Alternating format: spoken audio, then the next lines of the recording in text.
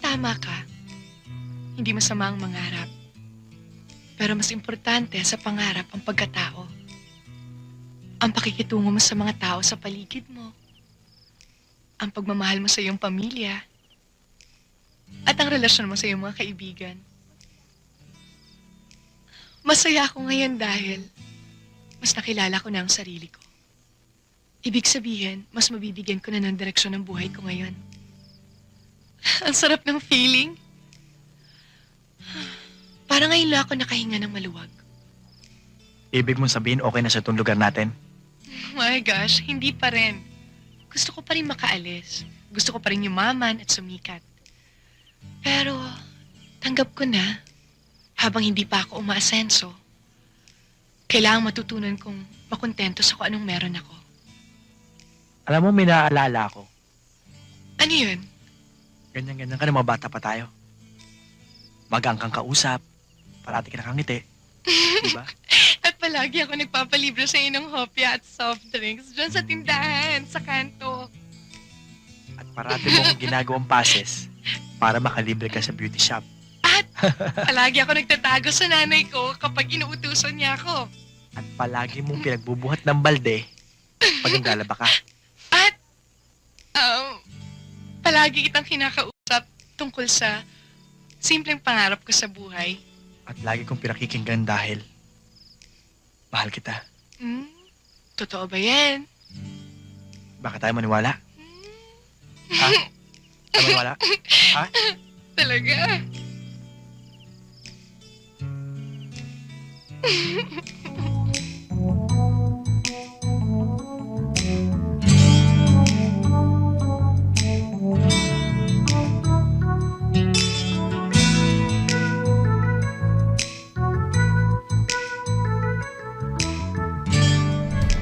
This way po.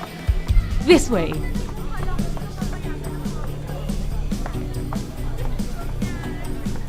Open it, sister.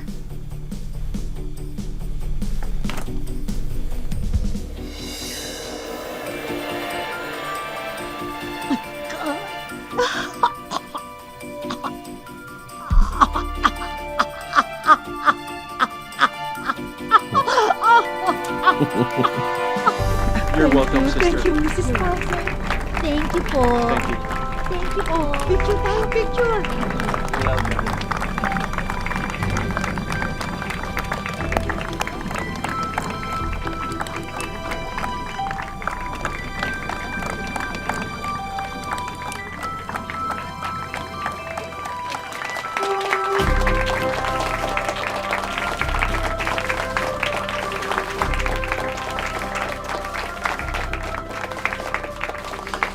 Good evening, ladies and gentlemen. I am Zoe Twazon, and I am your valedictorian. I'm sure that most of you out there have Google and Wikipedia to thank for finally being able to graduate high school. Myself, on the other hand, I only have one person who has continually inspired me throughout the years to be my best. Isang taong naging inspirasyon ko sa lahat ng mga achievements ko dito sa eskwelahang ito. Isang taong mahal na mahal ko. Ang taong ito ay walang iba kundi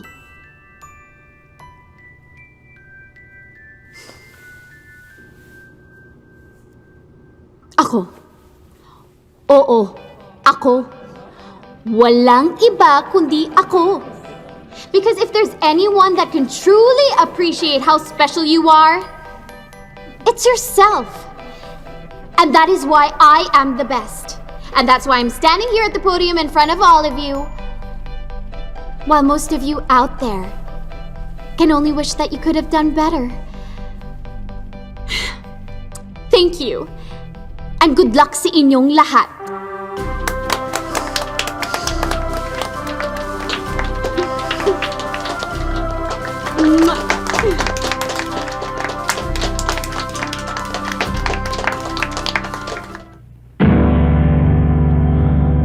Matagal din tayong hindi nagkita, pare, ah.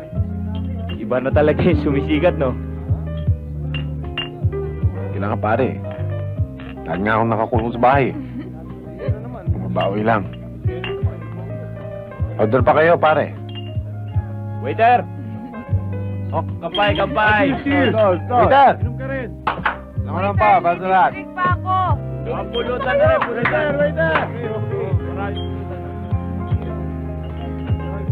Hindi pa kayo Eric? Ay, Eric! Eric! Pare, pare! Eric, Pare! dito! Alalayan niyo!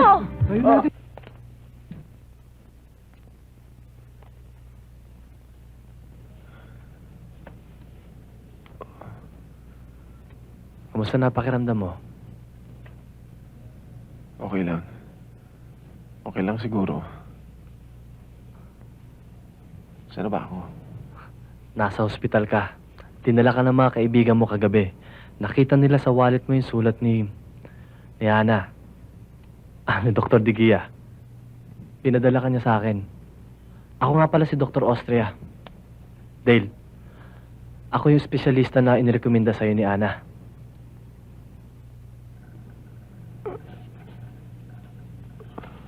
Pumunta na sana kita eh. Pero, masyado akong busy. Busy, ah. Pero meron kang panahon para makipaglasingan sa mga barkada mo. Dok, pwede ba huwag mo na akong sermonan? Bigyan mo na lang akong reseta para makalis na ako. Bumalik ka na lang bukas para makuha mo yung resulta ng medical check-up mo, okay? Pansamantala, etong reseta mo.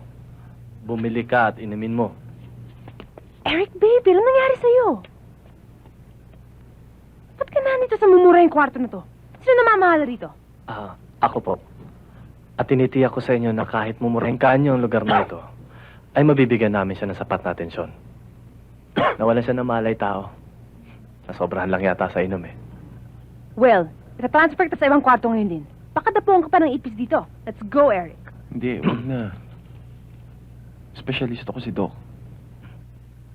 All right, but I'm moving you to a private room. Diyos ko, baka machismis pa tayo sa dyaryong dito lang kita ibinagsak sa charity ward. Doctor? Masusunod po. Gawin mo lahat yung mga sinabi ko sa'yo para gumaling ka agad.